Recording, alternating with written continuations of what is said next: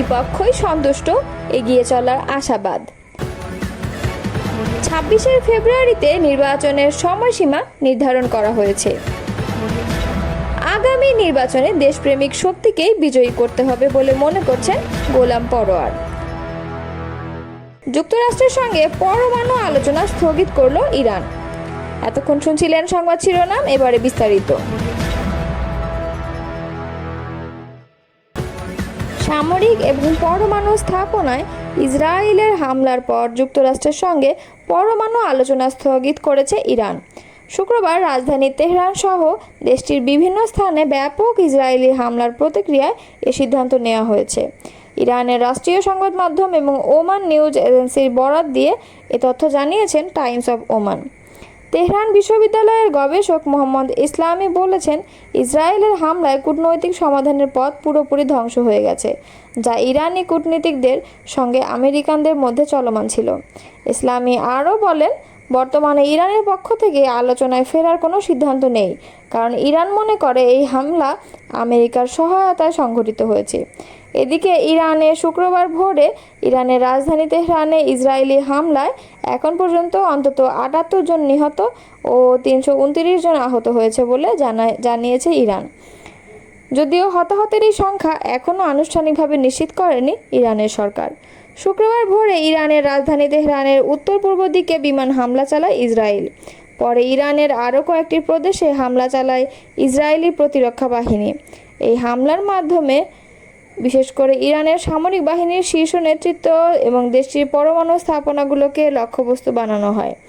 ইসরায়েলের হামলায় এখন পর্যন্ত ইরানের বিপ্লবী গার্ডের প্রধান, সশস্ত্র বাহিনীর প্রধান এবং বেশ কয়েকজন প্রভাবশালী পরমাণু বিজ্ঞানীর প্রাণহানির খবর পাওয়া গেছে। ইসরায়েলের বিমান হামলার প্রতিক্রিয়ায় ইরানের সশস্ত্র বাহিনীর মুখপাত্র ব্রিগেডিয়ার জেনারেল আবুল ফজল শেকারচি বলেছেন, মার্কিন সহায়তায় চালানো এই হামলার জন্য ইসরায়েলকে নির্মম পরিণতি ভোগ করতে হবে। অন্তর্বর্তী সরকারের প্রধান উপদেষ্টা অধ্যাপক ডক্টর মোহাম্মদ ইউনূস ও বিএনপির ভারপ্রাপ্ত চেয়ারম্যান তারেক রহমানের মধ্যে বৈঠক হয়েছে। 1.5 ঘন্টার বৈঠক শেষে দুই পক্ষের প্রতিনিধিরা তাদের সন্তুষ্টির কথা জানিয়েছেন। শুক্রবার লন্ডনে বৈঠক পরবর্তী যৌথ সংবাদ সম্মেলনে জাতীয় নিরাপত্তা উপদেষ্টা খলিলুর রহমান ও বিএনপি স্থায়ী কমিটির সদস্য আমির খসরু মাহমুদ চৌধুরী বলেছেন, বৈঠকের আলোচনায় তারা সন্তুষ্ট হয়েছেন। লন্ডনের ডরচেস্টার হোটেলে বাংলাদেশ সময় দুপুর 2টায় ডক্টর ইউনূস ও তারেক রহমানের বৈঠক শুরু হয়। বাংলাদেশ সময় বিকাল 3:30টায় বৈঠকটি শেষ হয়। পরে ওই হোটেলেই যৌথ সংবাদ সম্মেলন হয়। সেখানে কথা বলেন খলিলুর রহমান ও আমির খসরু মাহমুদ চৌধুরী। সংবাদ সম্মেলনের শুরুতেই একটি যৌথ বিবৃতি পড়ে শোনান নিরাপত্তা উপদেষ্টা খলিলুর রহমান। বিবৃতিতে বলা হয়, বিএনপির ভারপ্রাপ্ত চেয়ারপারসন তারেক রহমান লন্ডনে সফররত প্রধান উপদেষ্টা প্রফেসর ডক্টর মোহাম্মদ ইউনূসের সঙ্গে সাক্ষাৎ করেন। অত্যন্ত সৌহার্দ্যমূলক পরিবেশে তাদের বৈঠক অনুষ্ঠিত হয়। বিবৃতিতে বলা হয়, তারেক রহমান প্রধান উপদেষ্টার কাছে আগামী বছরের রমজানের আগে নির্বাচন আয়োজনের জন্য প্রস্তাব করেন। দলের চেয়ারপারসন বেগম খালেদা জিয়াও মনে করেন ওই সময় নির্বাচন অনুষ্ঠিত হলে ভালো হয়। জবাবে প্রধান উপদেষ্টা বলেন যে তিনি আগামী বছরের এপ্রিলের প্রথমার্ধের মধ্যে নির্বাচন অনুষ্ঠানের ঘোষণা দিয়েছেন। সব প্রস্তুতি সম্পন্ন করা গেলে 2026 সালের রমজান শুরু হওয়ার আগের সপ্তাহেও নির্বাচন আয়োজন করা যেতে পারে।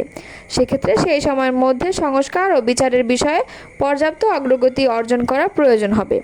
বিবৃতিতে আরও বলা হয়, তারেক রহমান প্রধান উপদেষ্টার এই অবস্থানকে স্বাগত জানান এবং দলের পক্ষ থেকে তাকে ধন্যবাদ জ্ঞাপন করেন। প্রধান উপদেষ্টাও তারেক রহমানকে ফলপ্রসূ আলোচনার জন্য ধন্যবাদ জানান। লন্ডনে প্রধান উপদেষ্টা ডক্টর মোহাম্মদ ইউনূসের সঙ্গে বিএনপির ভারপ্রাপ্ত চেয়ারম্যান তারেক রহমানের বৈঠকটি সত্যিকার অর্থে একটি টার্নিং পয়েন্টে পরিণত হয়েছে। বৈঠক উভয় পক্ষ ত্রয়োদশ জাতীয় সংসদ নির্বাচন আগামী বছরের ফেব্রুয়ারিতে আয়োজনে সম্মত হয়েছে। শুক্রবার গুলশানে বিএনপি চেয়ারপারসনের রাজনৈতিক কার্যালয়ে সাংবাদিকদের এসব কথা বলেন দলটির মহাসচিব মির্জা ফখরুল ইসলাম আলমগীর। এর আগে লন্ডনের ডরচেস্টার হোটেলে বৈঠক করেন প্রধান উপদেষ্টা ডক্টর মোহাম্মদ ইউনূস ও বিএনপির ভারপ্রাপ্ত চেয়ারম্যান তারেক রহমান। গুরুত্বপূর্ণ এই বৈঠকের অংশ নিতে বাংলাদেশ সময় দুপুর 2টার দিকে হোটেলে পৌঁছান তারেক রহমান। সেখানে তারেক রহমানকে স্বাগত জানান প্রধান উপদেষ্টা মোহাম্মদ ইউনূসের প্রেস সচিব শফিকুল আলম ও নিরাপত্তা উপদেষ্টা খলিলুর রহমান। এরপরই দুই নেতার বৈঠক শুরু হয়। বিএনপি মহাসচিব বলেন, এই বৈঠকে একটি যৌথ ঘোষণা দেওয়া হয়েছে। সেখানে পরিষ্কার করে বলা হয়েছে দুই নেতার বৈঠকটি অত্যন্ত সৌহার্দ্যপূর্ণ হয়েছে। তিনি বলেন, বৈঠকের আলোচনা বিষয়গুলোর মধ্যে প্রধান ছিল আগামী নির্বাচনের ইস্যু। সেখানে তারেক রহমানের প্রস্তাব ছিল আগামী এপ্রিলে নির্বাচনের যে তারিখ দেয়া হয়েছে বা ঘোষণা করা হয়েছিল সেটা উপযুক্ত সময় নয়, বিধায় এগিয়ে নিয়ে আসা। সেখানে জাতি অত্যন্ত আনন্দের সঙ্গে লক্ষ্য করেছে প্রধান উপদেষ্টা সম্মত হয়েছেন। তারা ফেব্রুয়ারির মাঝামাঝি সময়ে আগামী নির্বাচনের সময়সীমা নির্ধারণ করেছেন। বিএনপি মহাসচিব বলেন, এখন অতীতের সব ভুলে জাতীয় ঐক্য গড়ে তোলা প্রয়োজন। আমরা নির্বাচনের প্রস্তুতি নিয়ে গণতান্ত্রিক পথে এগিয়ে যাচ্ছি। গণতন্ত্র চর্চার বিষয়, একে অপরকে গালাগালি না করে জাতীয় ঐক্যমতের ভিত্তিতে দেশকে এগিয়ে নিতে হবে। জামায়াতের সেক্রেটারি জেনারেল ও সাবেক এমপি অধ্যাপক মিয়া গোলাম পরোয়ার বলেছেন, স্বাধীনতা ও গণতন্ত্র রক্ষায় আগামী নির্বাচন দেশপ্রেমিক শক্তিকে বিজয়ী করতে হবে। বাংলাদেশ আর কোনো বিদেশি প্রভুর কথায় দেশ চালাবে না। নিজেরাই নিজেদের শক্তি নিয়ে দেশকে শাসনের সামনের দিকে এগিয়ে নিয়ে যাবে ইনশাআল্লাহ। শুক্রবার সাতকানিয়ায় কেরানীহাটে আয়োজিত এক সমাবেশে প্রধান অতিথির বক্তব্যে তিনি কথা বলেন। গোলাম পরোয়ার বলেন, ফ্যাসিস্ট সরকারের বিচারের সময়ের দাবি। তিনি যেভাবে মানুষ হত্যা করেছে তার বিচার এ সরকারের অধীনে হওয়া উচিত। দেশের সব সেক্টরে সংস্কার প্রয়োজন, তবে নির্বাচনের জন্য যেসব সংস্কার প্রয়োজন সেসব সেক্টরে অবশ্যই সংস্কার করতে হবে, অন্যথায় আরেকটি ফ্যাসিস্ট হাসিনা তৈরি হবে। সরকারের কাছে আমাদের কয়েকটি প্রস্তাব জানানো হয়েছিল। স্থানীয় সরকার নির্বাচনের মাধ্যমে প্রত্যন্ত অঞ্চলে প্রতিনিধি নির্বাচিত করে ক্ষমতা হস্তান্তর করা দরকার। পিআর পদ্ধতিতে নির্বাচন করার দাবি জানানো হয়েছে। প্রেসিডেন্ট ও প্রধানমন্ত্রীর ক্ষমতার ভারসাম্য আনয়নের জন্য প্রস্তাবনা পেশ করা হয়েছে। তিনি আরও বলেন, বাংলাদেশে দুটি সমস্যা বিদ্যমান ছিল। এক, ফ্যাসিবাদ ও কর্তৃত্ববাদ কায়েম হয়েছিল। দুই, দিল্লির তাবেদারি করে হাসিনা দেশ চালিয়েছেন, আমাদের শীর্ষ নেতাদের হত্যা করে বিদেশি এজেন্ডা বাস্তবায়ন করেছেন। সচেতন দেশবাসীর কাছে বলতে চাই, আমরা একটি স্বাধীন ভূখণ্ড, একটি মানচিত্র পেয়েছি, কিন্তু স্বাধীনতা, সার্বভৌমত্ব, অর্থনীতি ও রাজনীতির নীতিকে হাসিনা ধূলিসাৎ করেছেন। 2014 সালের নির্বাচনে কোনো বিরোধী দল যায়নি, ভোটকেন্দ্রে ভোটাররাও যায়নি, এমনকি এরশাদও নির্বাচনে যেতে চায়নি। ভারত তাকে জোর করে নির্বাচনে পাঠিয়েছে। এমপি প্রার্থীর নাম ঘোষণায় জামায়াতের সেক্রেটারি জেনারেল বলেন, চট্টগ্রাম 15 আসনের আগামী সংসদ নির্বাচনের জন্য আলহাজ শাহজাহান চৌধুরীকে মনোনীত করা হয়েছে। নেতাকর্মীদের উদ্দেশ্যে তিনি বলেন, জামায়াতের ইতিহাস, ঐতিহ্য ও আনুগত্যের ক্ষেত্রে সংগঠনের অনেক অভিজ্ঞতা কাজে লাগিয়ে সংগঠনকে এগিয়ে নিতে হবে। সামাজিক যোগাযোগ মাধ্যমে একে অপরের প্রতি হিংসা বিদ্বেষ পোষণ করে মন্তব্য করা এই সংগঠনের ঐতিহ্য নয়। তাই আশা করি সংগঠনের ইতিহাস ও ঐতিহ্য রক্ষার্থে সবাই কাদা ছোড়াছুড়ি বন্ধ করে সংগঠনের সিদ্ধান্ত বাস্তবায়নে ঐক্যবদ্ধভাবে ঝাঁপিয়ে পড়বে। নিয়মতান্ত্রিক প্রচেষ্টা অব্যাহত রাখলে আল্লাহ আমাদের সহায় হবেন, আল্লাহ আমাদের বিজয় দান করবেন ইনশাআল্লাহ।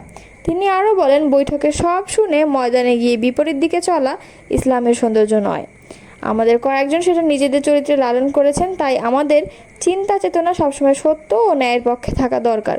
কোনো অবস্থায় দ্বিমুখী আচরণ করা যাবে না। সত্যকে সত্য, ন্যায়কে ন্যায় এবং অন্যায়কে অন্যায় হিসেবে ঘোষণা দেওয়াই সর্বোত্তম জিহাদ। সারা দেশের জনশক্তিরা সাতকানিয়া লোহাগড়ার কথা বলে অন্তর থেকে দোয়া করে, কিন্তু এ সংগঠনের জনশক্তিকে ঠিক সেভাবে নিজেদেরকে মূল্যায়ন করে নিজেদের মান উন্নত করে ময়দানে ঝাঁপিয়ে পড়তে হবে। এবারে আমাদের স্বপ্ন ফ্যাসিবাদের চূড়ান্ত পরাজয়, তাই সবাইকে ঐক্যবদ্ধভাবে ময়দানে ঝাঁপিয়ে পড়তে হবে। ইনশাআল্লাহ বিজয় আমাদের সুনিশ্চিত।